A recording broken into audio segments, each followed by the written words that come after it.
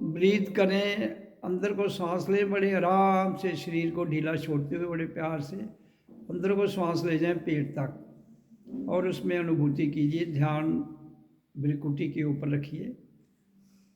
तो ब्रीथ इन कीजिए, फिर श्वास को ब्रीथ आउट कर दीजिए बड़े प्यार से और श्वासों के साथ जुड़े रहिए। ध्यान भ्रिकुटी से त्रिकुटी के ऊपर, टॉप ऑफ फोरहेड। तो इस क्रिया को करते रहिए।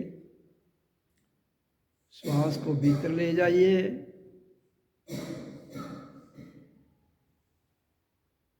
श्वास को बाहर छोड़ दीजिए।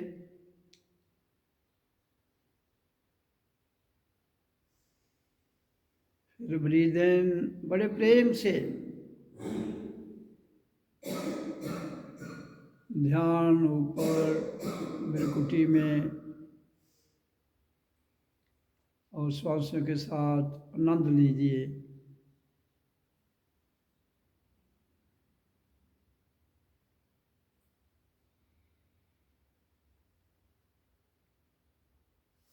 और पूर्ण श्वासों के साथ और अपने आप जुड़े रहिए।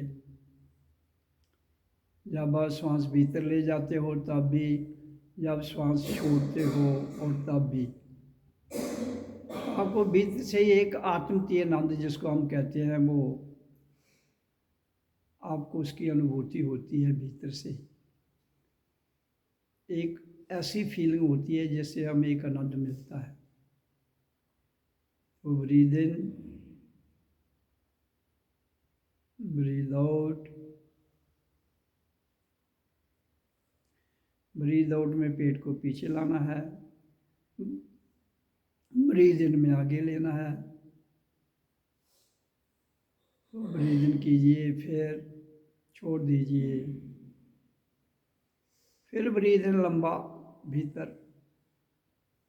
फिर लंबा छोड़ दीजिए इसको। श्वास से जुड़े रहिए और ध्यान टॉप ऑफ भ्रिकुटी के ऊपर।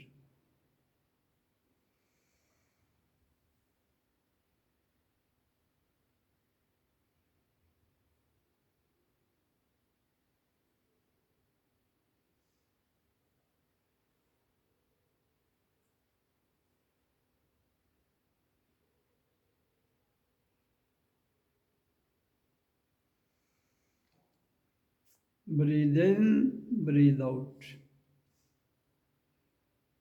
Breathe in, breathe out, breathe in, breathe. लंबा सांस ब्रीद इन करना है और लंबा छोड़ना है। शरीर को ढीला, ध्यान है आज्ञा चक्र और उसके ऊपर वाले भाग में।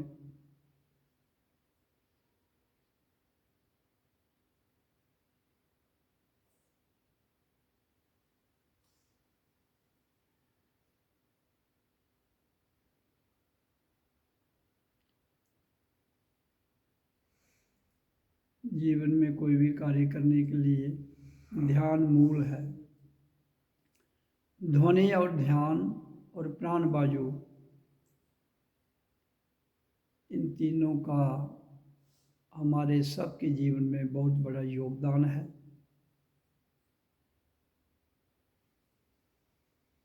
ध्यान, प्राण बाजू और ओम की ध्वनि,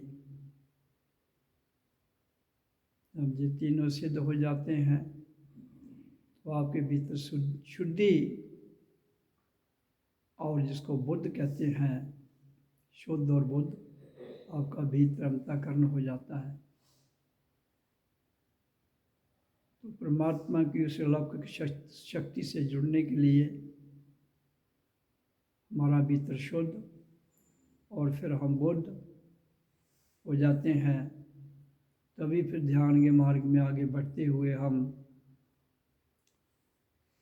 उस परमात्मा के साथ एकीकरण करते हुए अपने भीतर से उसकी कृपा को बरसते हुए उसका पूर्ण आनंद ले सकते हैं, लेते हैं। ये हर एक का व्यक्तिगत विषय है, वो नर हो या नारी हो, नौजवान हो या बूढ़ा हो, किसी भी अवस्था में हो,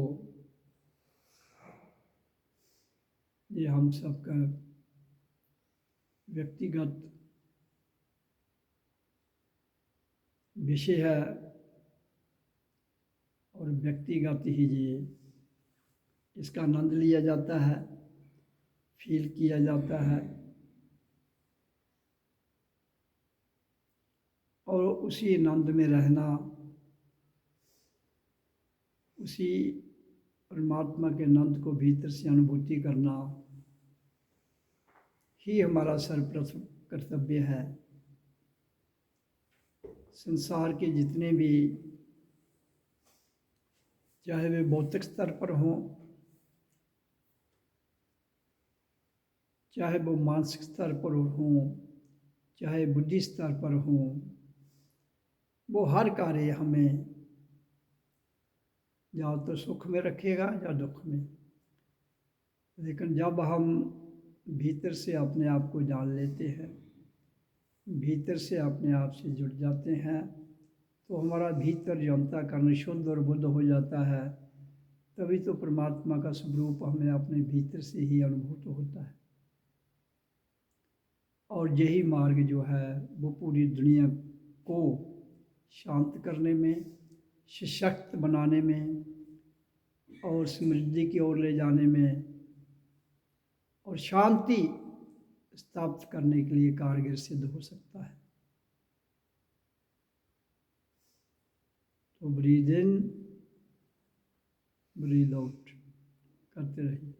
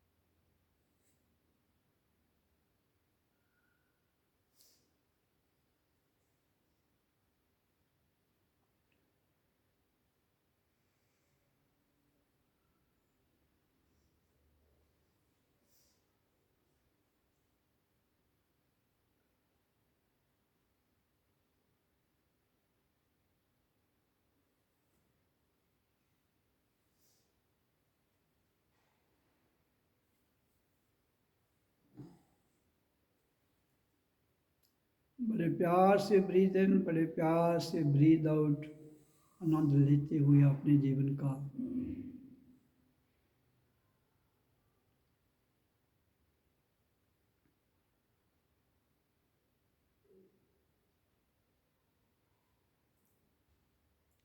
जीवन मानव को इस धरती पर मिला ही इसलिए है कि वो इसको जानकर जिए। बिना जानकर जीवन को जीने का जितना भी समय बीतता है वो अकार्थ में चला जाता है और आपका जीवन ऊर्ध्व गति में जाने के बजाय अधोगति में चला जाता है।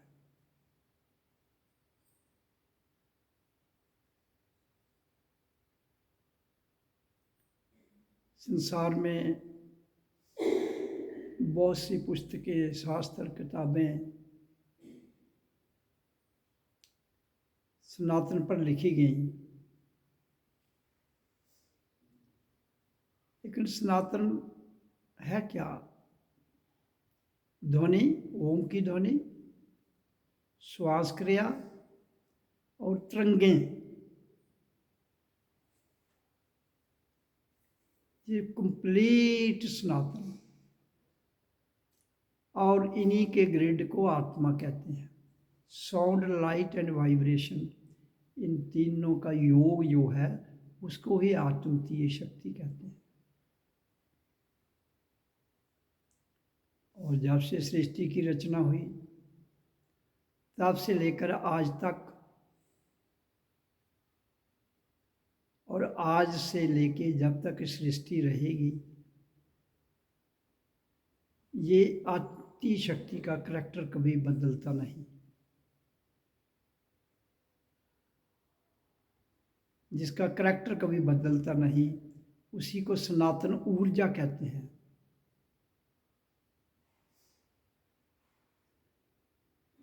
उसी को सनातन आत्मतीय शक्ति को कहते हैं।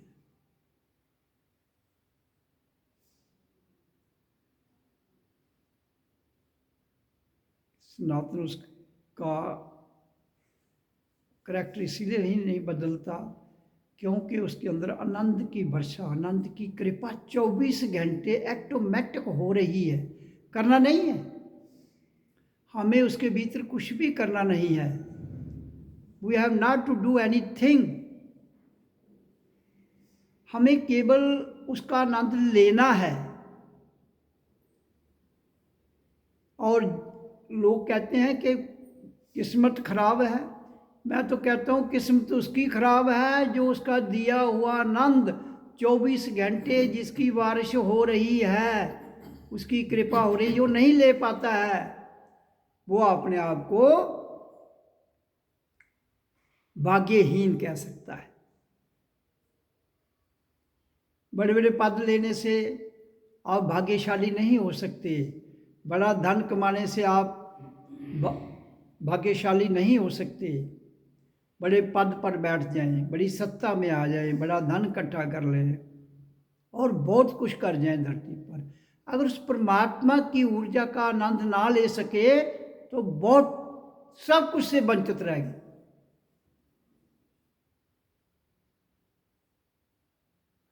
हमारे द्वारा कमाया हुआ धन, हमारे द्वारा पाई हुई सत्ता, हमारे द्वारा किए हुए कर्म तभी सफल होते हैं, उसी दिन सफल होते हैं जिस दिन हम उस परमात्मा की अनुकंपा वात्सल्य का आनंद 24 घंटे अपने भीतर अनुभव करें।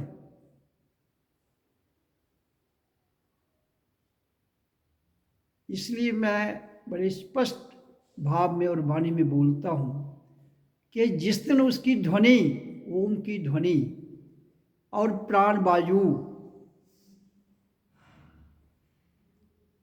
हमारे मूलाधार से, हमारे स्वादिष्ठान से, हमारे मणिपुर से, हमारे अनाहत, हमारा विशुद्ध आज्ञा सहस्रार से ऊपर सतलोक में चली जाती है तो अनाहत नाद ध्वनि की वर्षा 24 घंटे होती है।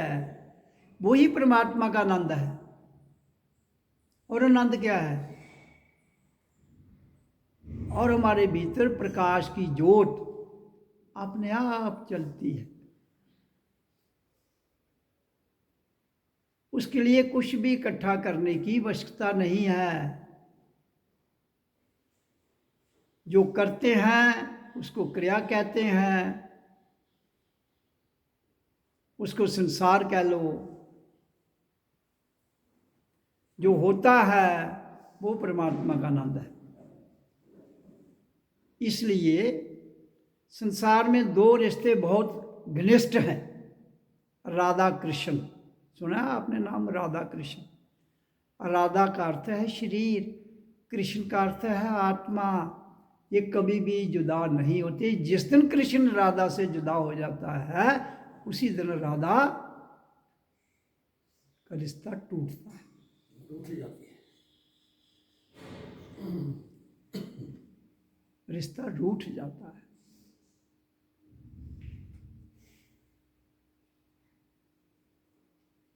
तो इसलिए राधा है तो कृष्ण को भी कोई पूछेगा, कृष्ण है तो राधा की वैल्यू है।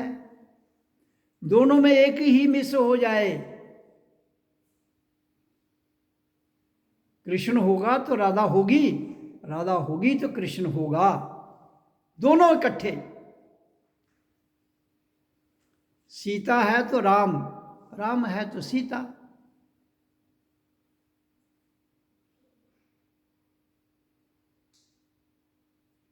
प्राण बाजू है तो ध्वनि है। ध्वनि है तो प्राण बाजू है। दोनों का परस्पर संबंध जो है इस धरती पर, उसको जानने का प्रयास करो। तुम्हारा शरीर तुम्हारी राधा है, तुम्हारी आत्मा तुम्हारा कृष्ण है। उस राधा कृष्ण को ही जानने की जरूरत है।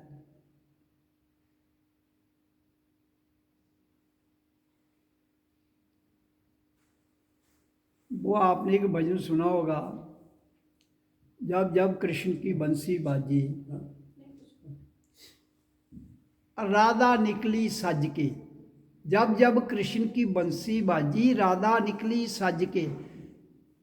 इसका अर्थ है कि जब भी हमारे भीतर से नाम शब्द की ध्वनि निकलती है तो हमारा शरीर पुलकित हो जाता है, अपने आप खिल जाता है। कोई राधा बाहर से भाग कर नहीं आएगी। अब संसार में जब हम नाटक की बात करेंगे तो वहां दो पात्र लिए जाते हैं। संसार सारा नाटकों पर आधारित है। क्रिया, क्रिया झूठी हो या सच्ची हो, क्रिया सच्ची हो ही नहीं सकती, ये याद रखना। संसार क्रिया को सच मानता है, क्रिया संसार है।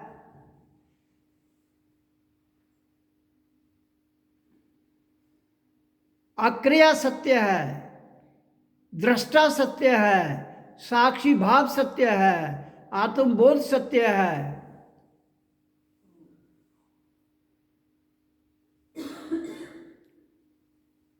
मैंने वाणी में बहुत बार कहा है, जहां एक तो है मिला जुला सत्य, वो प्रकृति है। एक है अल्टीमेट सत्य, वो परमात्मा है।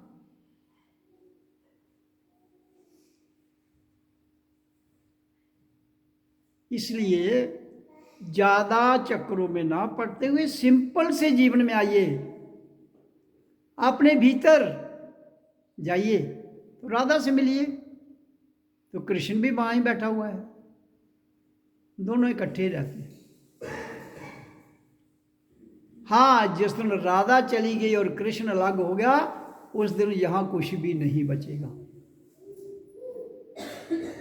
क्योंकि प्रकृति, सारी की सारी प्रकृति तो बेस ही राधा पर है।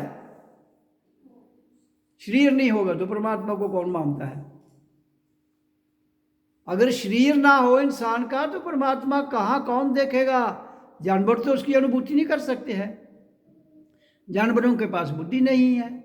जितने भी असंख्य प्राणी हैं, 84 करोड़, कितने करोड़, मैंने ना गिनती की, ना मैं करना चाहता हूं, लेकिन मानव जाति के बिना अन्य जितने भी प्राणी इस धरती पर हैं, या ब्रह्मांड में भी हों, उनको कभी भी कुछ भी मालूम नहीं है अगर मानव देह ना हो, किस प्रकार उसने कितने आनंद से, कितने भाव में रचना की है। मैं क्यों कहता हूं बारंबार, उस अपने कृष्ण को, उस आत्मा को, परमात्मा को मिलने के लिए अपनी राधा में जाइए, भीतर से जाके शुद्ध कीजिए इसको, शरीर। तो शुद्ध कैसे होता है? ये ओम की ध्वनि से। शुद्ध कैसे होता है? प्राण बाजू को बाहर फेंकने से। जब शुद्ध हो जाएगा, आपको कुछ करने की जरूरत नहीं रहेगी, ना इधर ना उधर, ना ऊपर ना नीचे। तुम जहां हो, तुम इस आश्रम में हो, तुम कहीं और आश्रम में हो, तुम किसी मंदिर में हो, ये भी तो एक मंदिर है, सत्संग भवन भी तो मंदिर ही है। अंतर इतना ही है कि यहां साक्षात आपको सत्संग सुनाया जाता है, साक्षात वाणी सुनाई जाती है, साक्षात परमात्मा आत्मा का बोध कराया जाता है।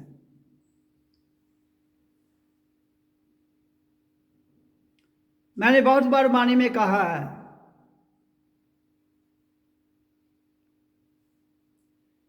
कि मंदिर बनाइए, गुरुद्वारे बनाइए, मस्जिद बनाइए, जो मर्जी बनाइए दुनिया में आप, जब तक इंसान उसमें नहीं जाता है तो उसकी वैल्यू है क्या? कुछ भी नहीं। इसी तरह से ये हमारा जो शरीर रूपी देवालय है, मंदिर है, इसके भीतर तो जाते नहीं हो, तो जो बैठने के स्थान है वो चाहे सत्संग भवन हो, चाहे मंदिर हो, मस्जिद हो, गुरुद्वारा, वहां आप बैठते हो, एक स्थान बनाया गया है। उस परमात्मा को, कृष्ण को भीतर से मिलना है, आपने डुबकी भीतर लगानी है, बाहर नहीं।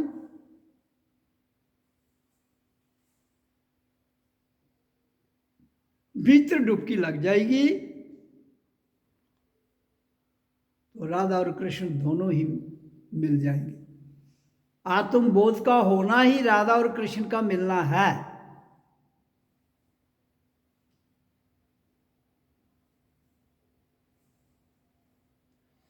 आत्मबोध का होना ही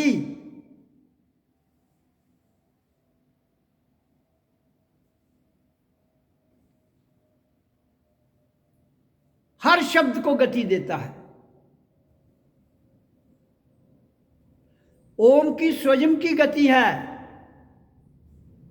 और बाकी दुनिया के जितने भी मंत्र हैं, जितने भी अक्षर हैं, उनको गति ओम के द्वारा आत्मबोध होने के बाद आपके द्वारा कोई भी निकाला हुआ शब्द, उसको गति मिलती है।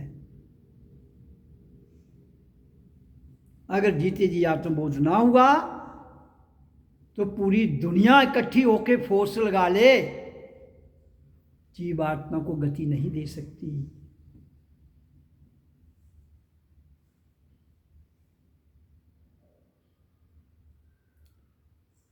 मैं बड़े स्पष्ट भाव में कहता हूं, बहुत से लोग प्रश्न, चर्चा आती है यूट्यूब पर कि आत्मा कहाँ रहती है, शरीर में कहाँ रहती है।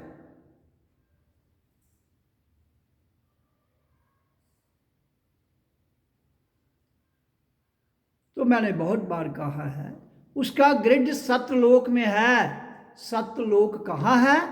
ये यहां मैंने उंगली रखी है, इसको सतलोक कहते हैं। जहां से शुरुआत होती है, अंत भी जहां से हो, तो हम अपने घर बड़े आराम से पहुंच जाते हैं। जिस पर कबीर का दोहा आपने सुना होगा, हम उस देश के वासी जहां पार ब्रह्म का खेल, दीपक जले अगम का बिन बाती बिन तेल। हम उस देश के वासी जहां जाति वर्ण कुल नाही, शब्द मिलावा हो रहे देह मिलावा नहीं। राधा और कृष्ण फिर दोनों एक हो जाते हैं। देह में देह हो गई राधा और ओम का उच्चारण हो गया, जो आत्मबोध की ओर ले जाता है। तो इस देह का जब उसमें विलय हो जाता है, शरीर तो रहता है, विलय का अर्थ है अंदर में जो भी इसके विचारधाराएं, इसके अंदर जो भी सोच भरी हुई है, वो सारी लीन हो जाती है। जब सोच लीन हो जाती है तो राधा कृष्ण का मेल हो जाता है, हमें आत्मबोध हो जाता है। फिर हमारे शरीर में, हमारे भीतर से शरीर वैसा ही रहता है, इसको कोई फर्क पड़ता नहीं है, लेकिन हमारे भीतर से ही मुलाकात हो जाती है। अब शरीर छोड़ने के बाद कहाँ जाती है जीवात्मा, इसको भी बड़ी स्पष्ट वाणी में मैं बताता हूं कि अगर आपकी ऊर्जा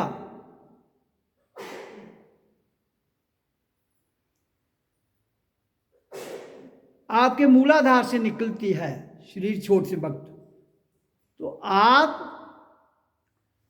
प्रेत जूनी में चले जाते हैं। कहाँ जाते हैं? प्रेत जूनी। अगर नाभि से निकलती है तो आप पितरलोक में रहते हैं।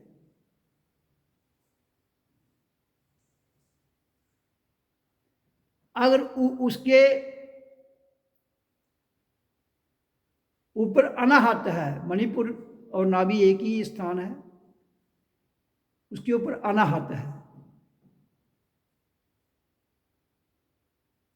तो आप इस दुनिया में आ जाते हैं, क्विक, फौरन आ जाएंगे।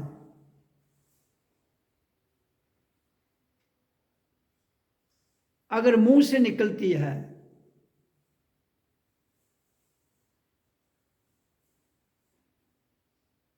तो आप मायावी दुनिया में, इस संसार में रहते हुए मायावी लोकों में चले जाएंगे। इस संसार में हर किस्म की पिंड में, और पिंड हो गया ये धरती का जितना भी सिस्टम है हमारे शरीर का, यहां तक बाहर। अगर उसके बाद आंखों से आपकी प्राण शक्ति निकलती है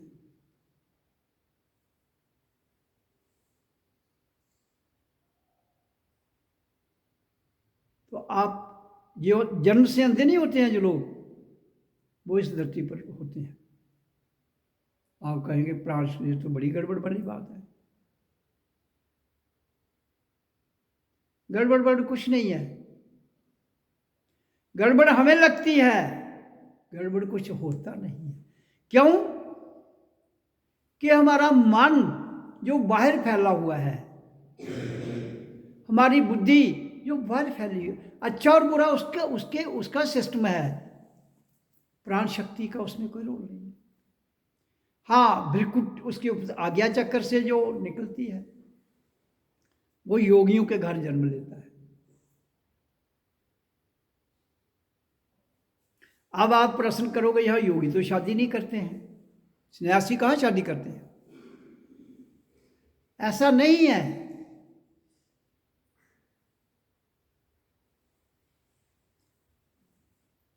कहीं भी गृहस्थ, जिस गृहस्थ में भी जन्म होगा उसका हो जाएगा।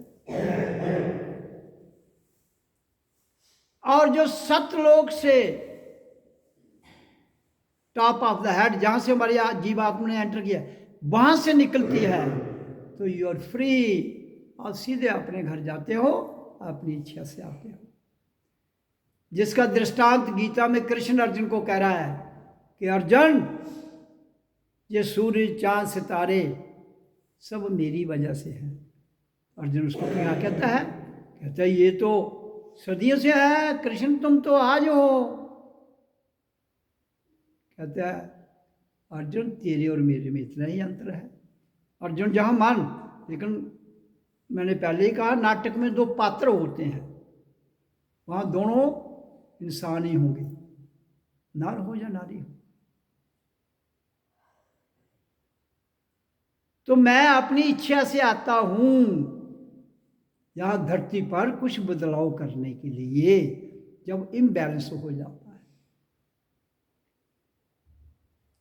तो मैं आप सबको कहता हूँ कि अपनी ऊर्जा को सतलोक में ले जाओ, ताकि जब आप अपने इस शरीर को छोड़ना है, इंडिपेंडेंट, कबीर के उस दोहे को, मैं उस देश का वासी, यहाँ पर ब्रह्म का खेल, वहाँ चले जाते हो।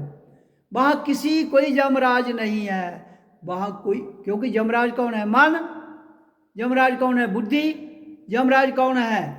आपके इच्छाएं, काम। यमराज कौन है? क्रोध। यमराज कौन है? लोभ। यमराज कौन है? मोह। यमराज कौन है? अहंकार। ये जो 5 काम, क्रोध, लोभ, मोह, अहंकार, यही 5 यमराज हैं। ये किताबों में लिखा है ये ऊपर यमराज, कोई ऊपर नहीं बैठा है। आपके भीतर ही यमराज है। आपका मन, बुद्धि, काम, क्रोध, लोभ, मोह, ये सब यमराज हैं। इसलिए मैं कहता हूं कि ऐसी शक्तियों को मत उभरने दीजिए। एक तो जीते जी आपको परेशान करेंगे, फिर शरीर छोड़ने के बाद भी आपका साथ नहीं छोड़ेंगे। हमारे 3 प्रकार के शरीर हैं, स्थूल, सूक्ष्म और कारण।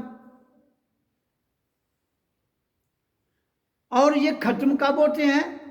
कारण के पार, जब जीते जी हम कारण से परे चले जाते हैं, तो मन, बुद्धि, इंद्रियां और जितने विषय आपके साथ नहीं ही जाएंगे। Then you are free from all the clutches of material world.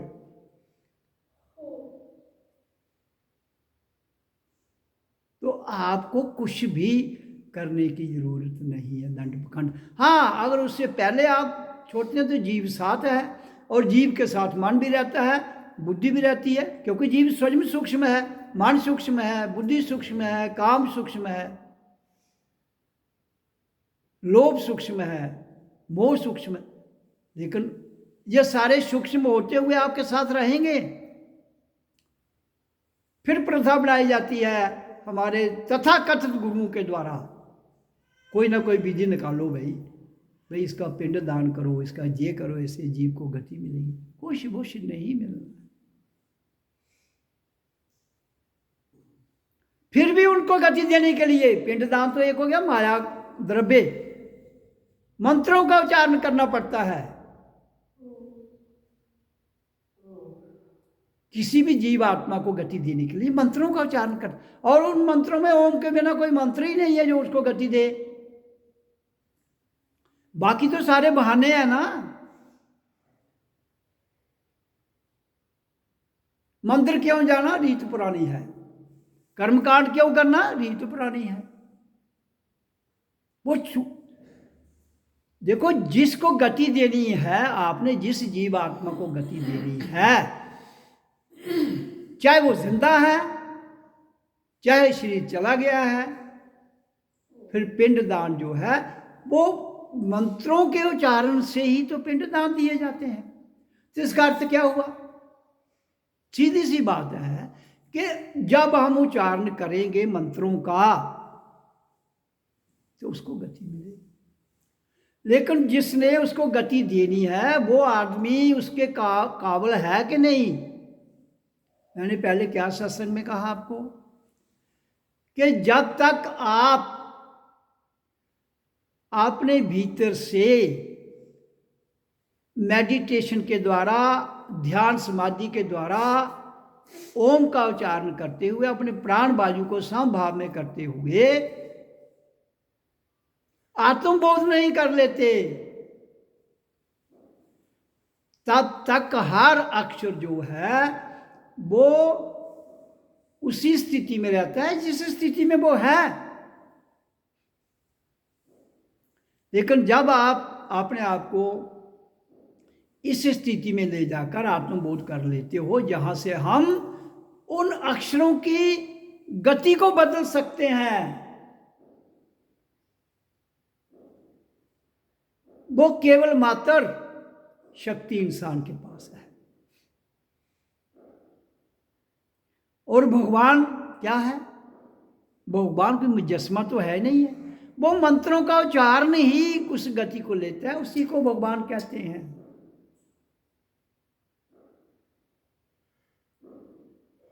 भगवान शब्द का ही मतलब से भाग्यवान,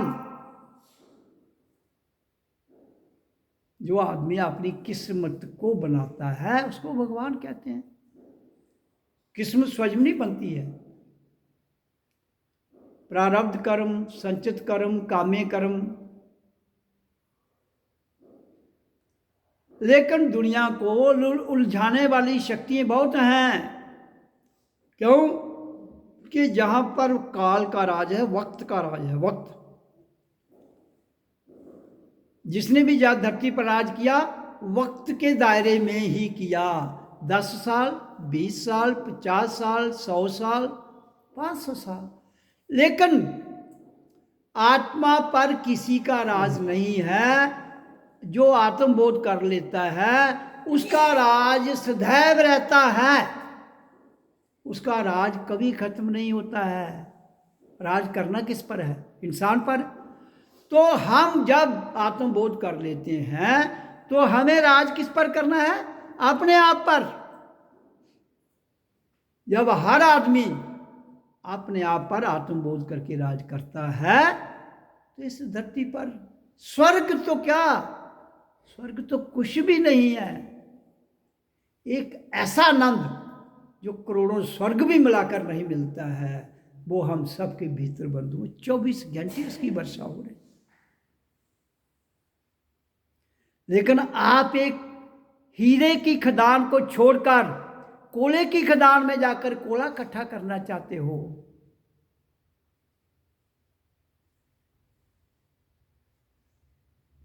तो वो दोष फिर किसका हुआ?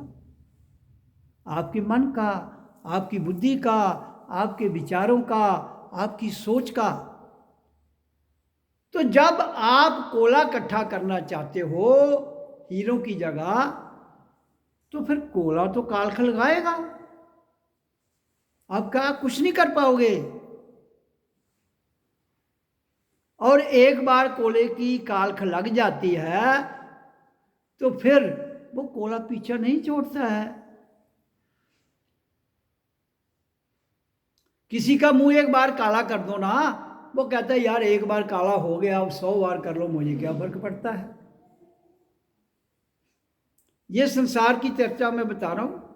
लेकिन आध्यात्म तौर पर वो अपना काला मुंह आप खुद ही करते हो, दूसरा कोई नहीं करता है।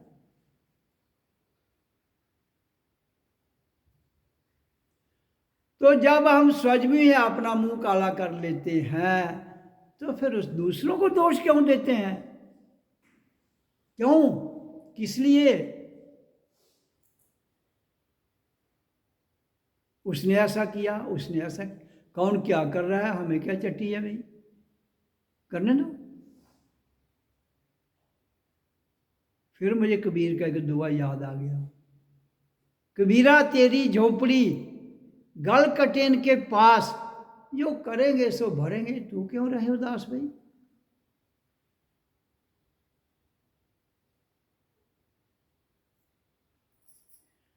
तो इसलिए संसार में जब हम जिस धरती पर आए हैं, सबकी गठड़ी लाल है, कोई नहीं कंगाल है। कोई कहता मेरी किस्मत खराब है, कोई कहता मेरा ये। भाई खराब है या नहीं है, ठीक कर लो, खराब है तो ठीक कर लो। This option only lies with the human being. ये जो एक ऑप्शन है, ये जो एक आपको समय मौका मिला है, ये केवल आपको मिला है और किसी प्राणी को नहीं मिला है। आप अपनी गलतियों को सुधार सकते हो, आप अपने कर्मों को बदल सकते हो। लेकिन जब आदमी को बहरूपिया बनने का शौक पड़ जाता है ना, वो कहता है इसमें मजा आता है, लोग उसको देख के खुश होते हैं। ये फिर वो कहता है जब दुनिया खुश हो रही है मुझे देखकर, तो दुनिया को खुश करने के लिए वो एक बहरूपिया खुद बनता है और हजारों बहरूपिये पैदा करके चला जाता है।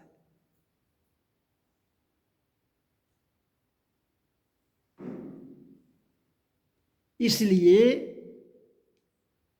मैं पूरे विश्व की जनता को और इस मंच से जो मेरा साक्षात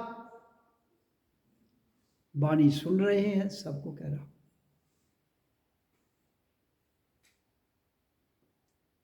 कितना धन कमा लो, कितना कुछ इकट्ठा कर लो, कितनी बातें कर लो, कितना झूठ बोल लो, सबका निचोड़ है मौन।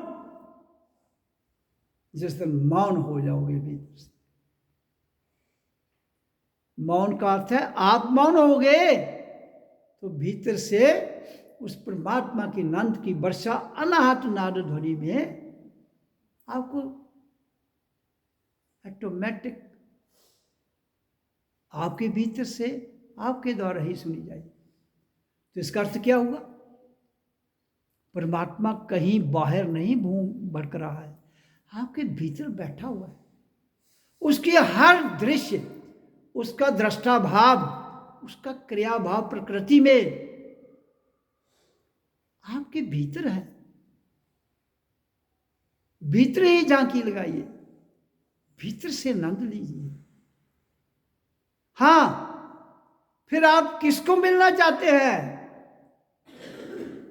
फिर आपकी कल्पना का राम, आपकी कल्पना का कृष्ण, आपकी कल्पना का शिव, आपकी कल्पना का विष्णु, आपकी कल्पना का और कोई भी मूर्त आपके सामने प्रकट हो जाए। परमात्मा का आकार एक तो निराकार है, आकार प्रकृति आकार है उसका। तो हमारा शरीर प्रकृति में है, तो कोई भी आकार जिसको आप मानोगे वो आपके सामने प्रकट हो जाएगा। प्रकट क्या हो जाएगा? आपसे बातें करेगा।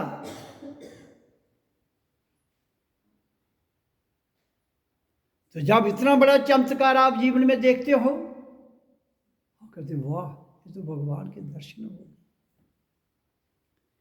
लेकिन मैंने बहुत बार कहा है, जब तक ये सारे काल्पनिक दृश्य आपके आगे से हट ना जाएं और अपना आप स्वयं खुद प्रकट हो जाए, वो सत्य, वो भगवान के दर्शन, वो आत्मबोध का बेस है। वहां से आत्म बोध होना शुरू हो जाता है। और जब हम अपने भीतर उस अलौकिक दिव्य ज्योत को देखते हैं, तो हमारे भीतर एक शांत ठहराव, हल्कापन महसूस होता है। और जिस ना अनहत नाद ध्वनि आती है, हम कहीं भी बैठे हों, भीड़ में हों, कहीं भी हों, वहां ही हमें आनंद आता है। ये जीवन यात्रा है।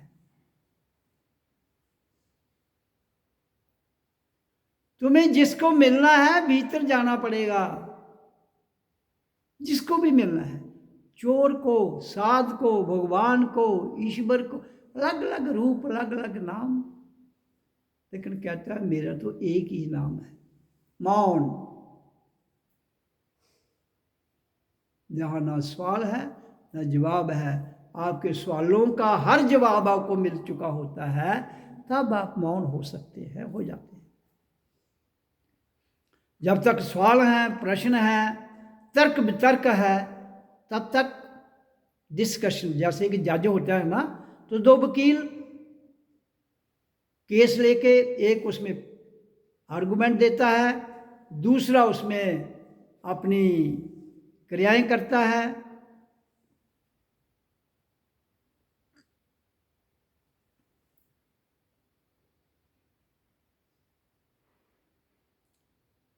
तो इसलिए ये बड़ा एक ऐसा शांत आनंदित विषय है जिस पर आप बड़ा आराम से रिलैक्स बैठकर अपने भीतर से आनंद लीजिए।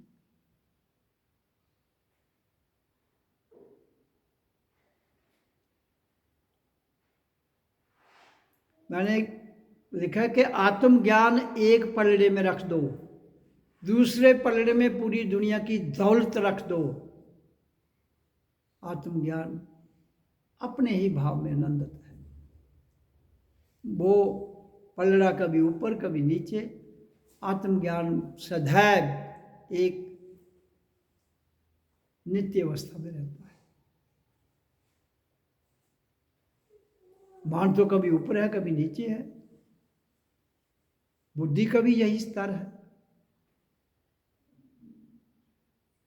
शरीर का भी यही स्तर है।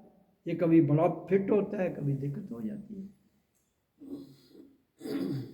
तो प्रकृति की हर चीज जो है उसमें फेरबदल है, लेकिन परमात्मा की ऊर्जा में, आत्म की शक्ति में कोई फेरबदल नहीं। इसलिए उससे एक ही चीज 24 घंटे हमें जो यहाँ प्रकृति में अनुभूति करते हैं, वो है अनाहत नाद। बाकी नाद ध्वनि है सारी। वो गीता के श्लोक हों, वो रामायण की वाणी हो, वो क्राइस्ट का बाइबल हो, वो हजरत का कुरान हो, वो सब नाद हैं। ए से लेकर जेड तक, अ से लेकर ज्ञा तक, ये सब क्या है? नाद, आवाजें। और उन्हीं के भीतर ओ की आवाज जो है वो सीधी हमें अपने सतलोक से जोड़ती है। हर ध्वनि की अपनी हसीयत है, लेकिन पूरी दुनिया की हैसियत के ऊपर भी एक हैसियत है, वो है ओ।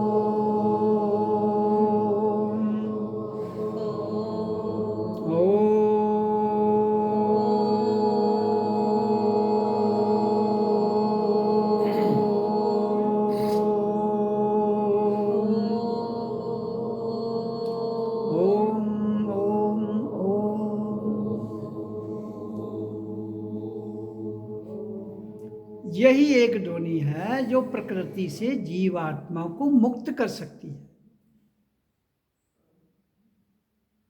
यही एक ध्वनि। तो जीते जी जब ये मुक्त कर देगी तो आपकी जीवन यात्रा, आत्मा कहाँ जाती है? मैंने कहा वो यहां से आई थी वहां चली जाती है। यहां से, चाहे फिर वो इस पितरलोक से आई हो, इस मृत्यु लोक से भी आई हो, क्योंकि उसके आने का रास्ता यही है। जाने के रास्ते अलग हो सकते हैं उसके कर्मों के आधार पर। मूलाधार से लेकर सतलोक तक वो कितने भी घटिया जीवात्मा आप कह सकते हो, कितने भी उसके गड़बड़ कर्म है, जब उसने जन्म के समय यहां से एंटर किया हमारे, तो मूलाधार तक उसने गतिशील कर दिया हमें। तो इसका मतलब क्या हुआ कि तब आप जब इस धरती पर नए शिशु के रूप में आए, आपके पुराने जन्म कितने भी गड़बड़ हैं, कुछ भी हैं, आप संत का आने का रास्ता और आम आदमी के आने का रास्ता एक ही है। जाने के रास्ते डिफर कर जाते हैं। अगर फिर जहां से जाता है तो वो संत है, अगर कहीं और से जाता है तो मैंने उसकी स्थिति बताई, कौन कहाँ से शरीर छोड़ता है, उसकी क्या दुर्दशा होती है और किसकी नहीं। और फिर उस दुर्दशा को दूर करने के लिए फिर मंत्रों का ही सहारा लिया जाता है। द्रव्य जो ये दान पिंड इसलिए बीच में रखा जाता है कि ये दो वो दो, क्यों कि ये यहाँ की आवश्यकता है। तो वहां दान मांगा नहीं जाता है, जहां जिसके प्रति कुछ कृतार्थ किया जाता है, जिसके परिवार के जीव के प्रति कोई मेहनत करता है उसको गति देने में, तो उसको जहां हम अगर 4 फुलके खा रहे हैं तो अगर उसको भी थोड़ा सा हिस्सा दे दें तो कोई दिक्कत की बात नहीं है। तो या आप उसको कितना दे रहे हैं, तो परोपकार में ला रहा है, जहाँ लोगों का बेहतरी हो रही है, तो कभी भी हिचकिचाना नहीं चाहिए। माया किसी की नहीं है, माया का कोई मालिक नहीं है, टेम्परेरी। जिस पर तुम कब्जा करके बैठे हो ना कि ये मेरा है, ये दिमाग से उसी दिन निकाल देना जिस दिन मेरे पास आना। कि ये मेरा नहीं है, ये अमानत है इस धरती की, जिसकी मुझे कर्तव्य पूर्ण होकर, कर्तव्यबद्ध रहकर इसकी देखभाल करनी है।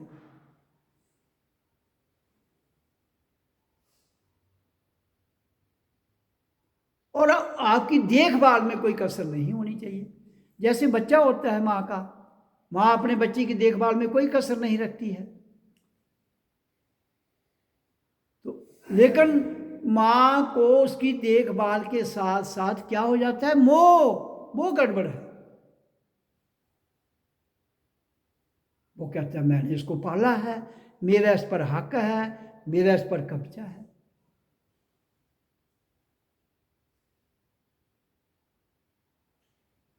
मैं एक छोटी सी कहानी आपको सुनाता हूँ। एक राजा था, उसकी रानी थी। एक उनके घर बच्चा हुआ, बच्चा पैदा होते ही रानी मर गई।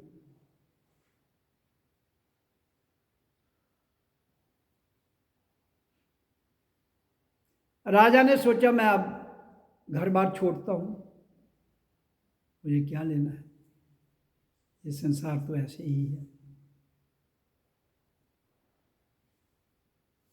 फिर उसने क्या किया, जो बच्चा था उसने कहा इसको मैं अगर छोड़ के चला जाऊंगा तो ये तो मैं अपने कर्तव्य से विमुख हो जाऊंगा।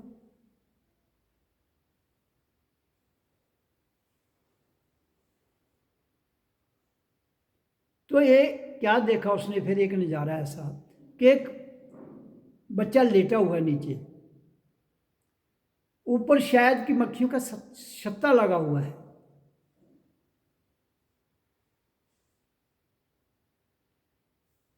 तो वहां से शहद टपक रहा है, सीधा उसके मुंह में जा रहा है।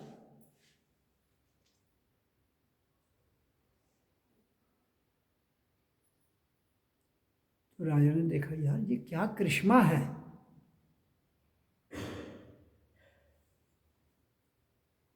तो जब हम कहते हैं हम इसको पाल रहे हैं, वहां ही तो गड़बड़ है। जिसने हमें यहां, देखो शरीर तो माँ बाप का है, इसमें कोई दो राय नहीं है। हम सबका शरीर माता पिता का है, क्योंकि उन्हीं के द्वारा उसका निर्माण हुआ, वो कोख से बाहर आया। लेकिन उस शरीर को जीव आत्मा माँ बाप की नहीं है। स्थूल शरीर उसका है, जीव आत्मा उसकी नहीं है। जीव आत्मा एक अलग परमात्मा का सिस्टम है जिसके द्वारा वो उस शरीर में एंटर करती है। तो जब वो एंटर करती है तो उसका बंदोबस्त उसी दिन हो जाता है इस धरती पर। अब कौन कैसे कहां से मिलता है, हर कोई समझता है मैं दे रहा हूं। भाई तुम कैसे दे रहे हो, तुम्हें भी तो किसी ने पाला है। वो कहेगा मैं दे रहा हूं, उसको भी तो किसी ने पाला है। तो आप फिर जब मूल में चले जाएंगे पीछे, जब से सृष्टि की रचना हुई, तो तब जो सृष्टि की रचना हुई वो किसने की, तो जिसने रचना की उसने उसके लिए सब कुछ पहले भेजा, सब कुछ पहले भेज दिया, फिर खुद वो उसके भीतर में आया। कोई चीज आदमी अपना कोई अरेंजमेंट करता है कहीं जाने का, तो पहले पूरा अरेंजमेंट करता है, मुझे वहाँ रहना है, उसके लिए क्या चाहिए, सब कुछ उसका अरेंजमेंट करके फिर जाता है, ऐसे नहीं जाता है। इसी तरह जिस दिन इस सृष्टि की रचना हुई, उसने इंसान के लिए हर वस्तु का यहाँ फुल पर्याप्त रूप में रखा दिया, फिर बुद्धि दे दी, शरीर दिया, काम करने के लिए बुद्धि दे दी इंसान को। बाकी प्राणियों का सिस्टम सीधा साधा है, उनके पास नहीं है ये ताकत। आज हर चीज आप जो देख रहे हो, ये मकान, सत्संग भवन, बिजली, पंखा, इतनी चीजें ये कहां से आई, सब इंसान की देन। लेकिन भेजी किसने है? उसने पहले दिन ही यहाँ सब कुछ दे दिया था। उसने कहा कि खोज कर बंदे, इस धरती पर खोज कर, जो चाहिए मिलेगा। और खोज के लिए मैंने तुम्हें दिमाग दिया है, खोज के लिए तुम्हें बुद्धि दी है, खोज के लिए शरीर कार्यरत रहता है। ये तेरा काम है खोज करना। मैंने यहाँ इस मिट्टी में, इस जो धरती माँ जिसको हम कहते हैं, कहता है इसके पास हर खजाना है। अष्ट सिद्धि नव निधि के दाता, 8 सिद्धियां और 9 खजाने, कहते तेरे भीतर रखे हैं मैंने। हाँ, उनको खोल। माया में लेना है तो धरती से मिलेगा, माया से परे लेना है तो वही जो सिद्धियां हैं वो आपकी करामात बन जाएंगी, चमत्कार बन जाएंगे। लेकिन उन चमत्कारों का धन उपयोग प्राप्ति के लिए इस्तेमाल मत करना, गड़बड़ होगी। हाँ, फ्री में करो। तो 9 खजाने जो हैं, कहते हैं यहाँ ही है, जिसमें हर प्रकार की चीज मिलेगी। 9 खजाने क्यों रखे? 1 से लेकर 9 तक हाईएस्ट 9 की गिनती है, इसलिए हाईएस्ट लेवल तक जो धन की प्राप्ति है वो 9 है, 9 का फिगर।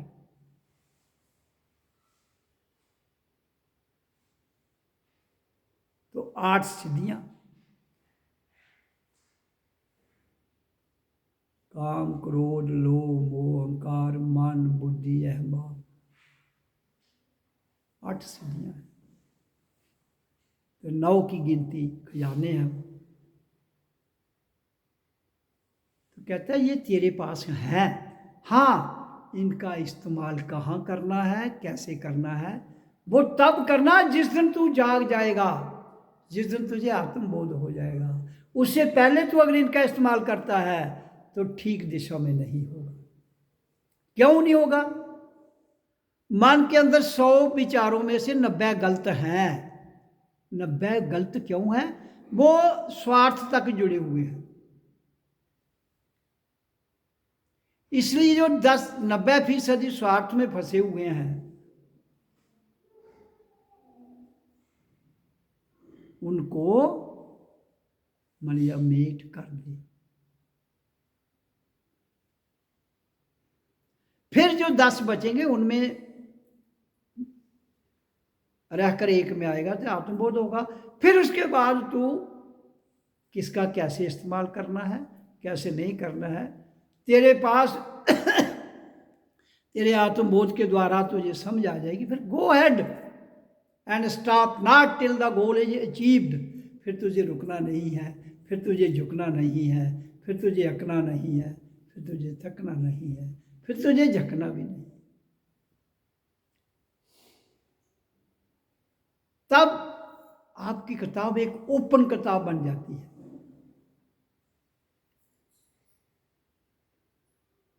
तो जब आप ऐसा करने में, जो तुम्हारा हर इंसान का मेन मकसद यही है, जब मैं कह रहा हूं कि एक अगर प्रेत आत्मा भी जब मानव देह में आ जाती है, एक देवता भी जब मानव देह में आ जाता है, उसके पास ये ऑप्शन है। तभी तो कहा कि देवता भी इस देह के लिए तरसते हैं। भाई तुमको तो मिली हुई है, जो तरस रहे हैं उनको छोड़ो, उनकी तुम पूजा कर रहे हो।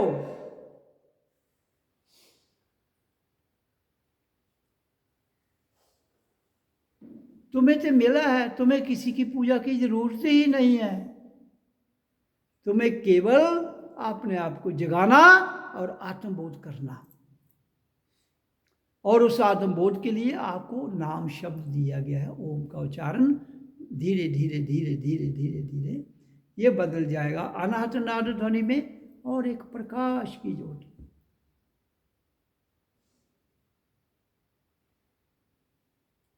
तो जहाँ आकर आपके सारे शास्त्र क्लोज हो जाएंगे। फिर पढ़ लीजिए उनको बेशक जितना में।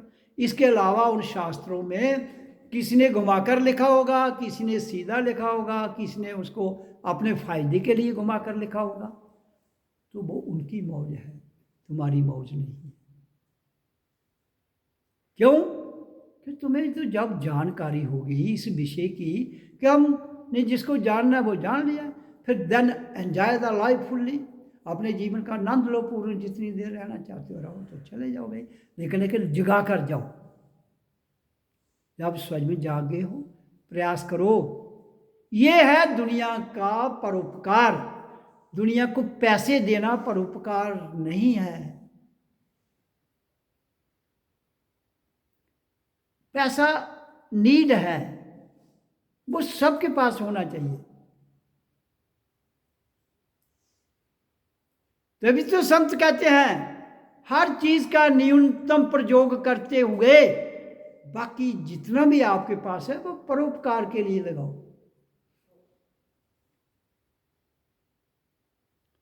संत मत को समझने के लिए आत्मबोध का होना बहुत जरूरी है। ऐसे भेड़ बकरियों की तरह जैसे संत मत में ये लोगों को भर्ती किया जा रहा है, जो तो 2 रुपये फायदे की चीज़ है उतो तो 100 कमा देना। हाँ हाँ, हम गुरुद्वार में जाते हैं, हमें कमा। इसलिए सत्संग में आने का अर्थ तो जान लो।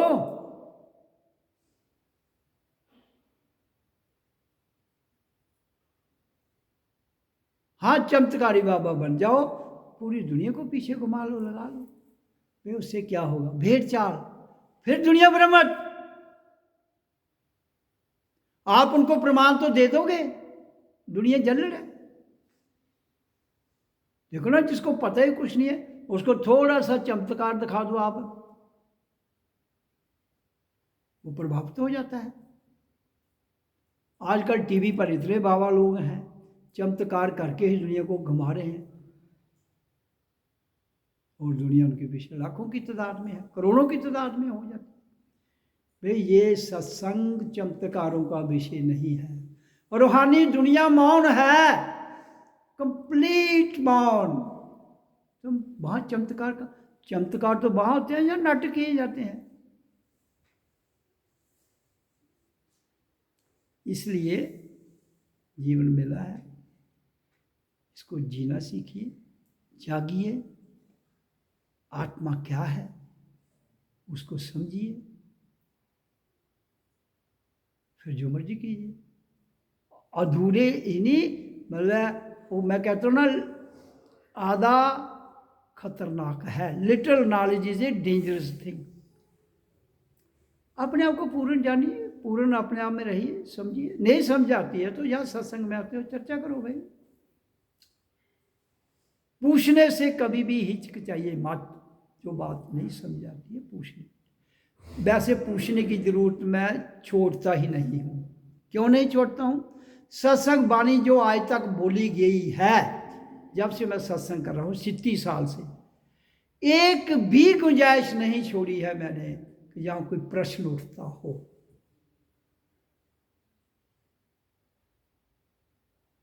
हाँ, करने की जरूरत है, और करने का तरीका सिंपल सा है। आप इजी भाव में, सुखासन में, सिद्धासन में, पद्मासन में, जो भी आपको अच्छा लगता है बैठिए, लंबी ध्वनि में उच्चारण कीजिए 15 मिनट। फिर वो ब्रीद इन, बड़ा प्यार से नाभि तक ले जाइए, प्यार से छोड़ दीजिए। फिर उसी से आपका ध्यान, उसी से आपका ज्ञान भी बढ़ जाएगा। ज़्यादा हेरा फेरी तो इसमें कोई है नहीं। इसलिए आप सबको मेरा नमन। आपने बड़े प्यार से वाणी को सुना। ओ